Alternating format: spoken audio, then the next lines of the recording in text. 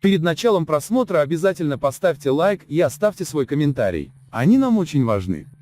В Ашхабаде Министерство внутренних дел провело совещание с главами региональных управлений и столичных отделений полиции, на котором было дано распоряжение о том, чтобы каждого полицейского обязать ежедневно штрафовать по крайней мере одного человека за нарушение масочного режима. Всему личному составу полиции дано распоряжение ежедневно выписывать по меньшей мере один штраф за нарушение масочного режима. Заместитель министра внутренних дел велел никому не давать поблажку, в том числе женщинам и старикам. Даже если они будут умолять и говорить, что у них нет денег даже на хлеб, надо настоять, чтобы они заплатили штраф любым способом, рассказал высокопоставленный полицейский, участвовавший на совещании в МВД в анонимном разговоре с Азатлыком. По словам полицейского чиновника, те полицейские, которые не выполнят поставленную задачу, должны будут сами оплатить один штраф и оформить акт на друзей или родственников.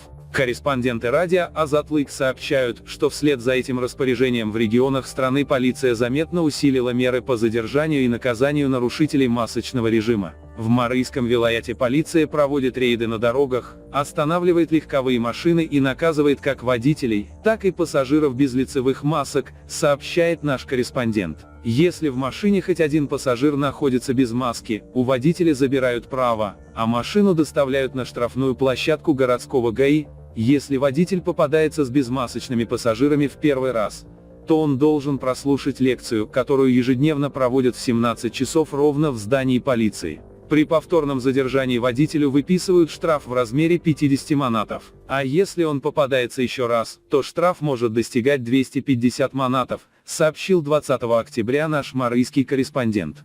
По его словам, в отношении пассажиров автомобиля также принимаются особые меры наказания. Задержанным без масок людям полиция выписывает штраф в 50 манатов. Если задержанный говорит, что не в состоянии оплатить штраф, полиция записывает все его личные данные, фотографирует и велит на следующее утро в 6 часов явиться на хлопковое поле.